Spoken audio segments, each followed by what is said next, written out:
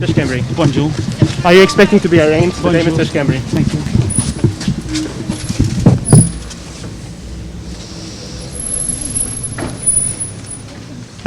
Ġurnata twila ta' investigazzjonijiet min-naħa tal-Pulizija. Lista sħiħa ta' persuni li sejħu fil-bini tal-Economic Crimes Unit fil-Ħamrun fosthom Brian Tonna u Keach Cambry. Nistennew li l-klienti tagħkom jitressa l-qort illum. Ħajkonna informazzjoni mill-pulizija iktar tard illum. Ta' bil-mobile Keach Cambry.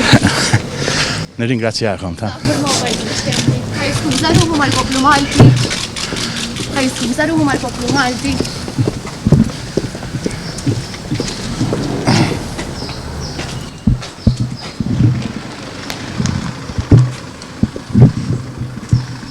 Sa minn kmieni filgħodu numru kbir ta' individwi kienu qed jiġu interrogati mill-pulizija brabta mal-eluf ta' euro li allegatament kienu għaddew bejn Keach Cambry u l-eks direttur maniġerjali tat-Times Adrian Hillman, akkużi serjissimi ta' tixħim illi dwarhom kienet konkluża inkjesta maġisterjali mitluba mill-eks kap tal-Partit Nazzjonalista Simon Busuttil.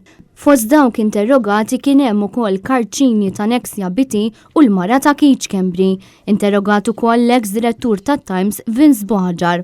Sorsi qrib id-depot tal-Pulizija qed jindikaw illi Adrian Hillman jinsab ir-Renju Unit u kien għal din ir-raġuni li s-sibt filgħodu ma tfaċċa fl-ebda ħin. Jidher li l-Pulizija Maltija l-ewwel darba minn kemm ilu li r-Renju Unit ħareġ mill-Unjoni Ewropea se tkun qed tuża surrender agreement biex Hillman ikun jista' jinġib Malta. Dan il-ftehim jiskatta f'każ li pajjiż tal-Unjoni Ewropea u r-Renju Unit ikunu qed jikkoperaw fuq fast tracking ta' estradizzjoni.